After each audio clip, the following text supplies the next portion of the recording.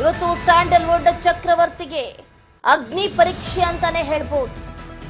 ಮಾಡಿದ ತಪ್ಪಿಗೆ ದಂಡ ತೆರ್ತಾ ಇದ್ದಾರೆ ದಾಸ್.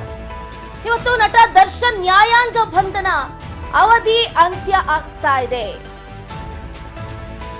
ಹಾಗಾಗಿ ಚಾರ್ಜ್ ಶೀಟ್ ಸಲ್ಲಿಕೆಗೆ ಪೊಲೀಸ್ ಅಧಿಕಾರಿಗಳು ಕೂಡ ಸಕಲ ತಯಾರಿಯನ್ನ ಮಾಡಿಕೊಳ್ತಿದ್ದಾರೆ.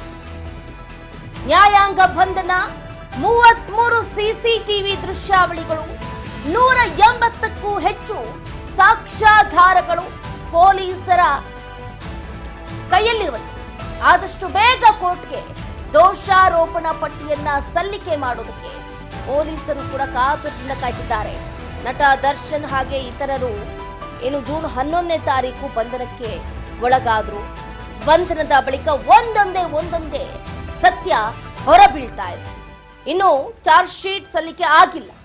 ಇದೇ ಕಾರಣವನ್ನ ಇಟ್ಕೊಂಡು ದರ್ಶನ್ ಅವರ ನ್ಯಾಯಾಂಗ ಬಂಧನ ಅವಧಿಯನ್ನ ವಿಸ್ತರಣೆ ಮಾಡಲಾಗ್ತಾ ಇದೆ. ವಿಸ್ತರಣೆ ಮಾಡುವುದಕ್ಕೆ ನಿರ್ಧಾರವನ್ನ ಕೈಗೊಳ್ಳಲಾಗ್ತಾ ಇದೆ. ಆರೋಪಿಗಳನ್ನ ಇವತ್ತು ಜಡ್ಜ್ ಮುಂದೆ ವಿಡಿಯೋ ಕಾನ್ಫರೆನ್ಸ್ ಮೂಲಕ ಹಾಜರುಪಡಿಸುವುದಕ್ಕೆ ನಿರ್ಧಾರವನ್ನು ಕೂಡ ಕೈಗೊಳ್ಳಲಾಗಿದೆ ಎನ್ನಲಾಗ್ತಾ ಇರುವಂತದ್ದು.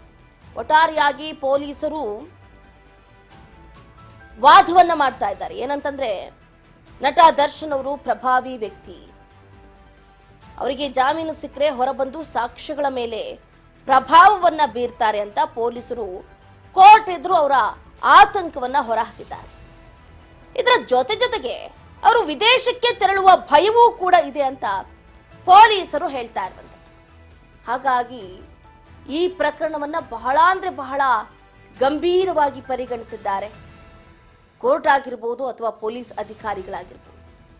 ಕಣ್ಣು ಮುಂದೇನೆ ಇದೆ, ಒಬ್ಬ ವ್ಯಕ್ತಿಯನ್ನ ಬರ್ಬರವಾಗಿ ಹತ್ಯೆ ಮಾಡಿ ಚಿತ್ರಹಿಂಸೆಯನ್ನ ಕೊಟ್ಟು ಆತನನ್ನ ಮನಸ್ಸೋ ಇಚ್ಛೆ ಯಾರು ಕೂಡ ಅಷ್ಟು ಹೀನಾಮಾನವಾಗಿ ಒಬ್ಬ ವ್ಯಕ್ತಿಯನ್ನ ಕೊಲೆ ಮಾಡೋದಕ್ಕೆ ಸಾಧ್ಯನೇ ಇಲ್ಲ. ಅಷ್ಟು ಕ್ರೂರವಾಗಿ ಬರ್ಬರವಾಗಿ ಹತ್ಯೆಯನ್ನ ಮಾಡಿದ್ರು.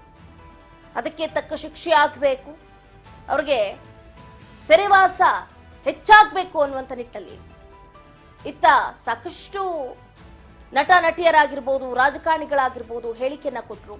ಈಗ ಆರೋಪವನ್ನ ಸಾಬೀತು ಮಾಡೋದಕ್ಕೆ ಪೊಲೀಸರು ಕೂಡ ಮುಂದಾಗ್ತಾ ಇದ್ದಾರೆ. ಆರೋಪಿಟ್ಟು ಅಪರಾಧಿ ಆಗ್ತಾರಾ ಅನ್ನುವಂಥ ಪ್ರಶ್ನೆ ಮುಕ್ತಾಯ.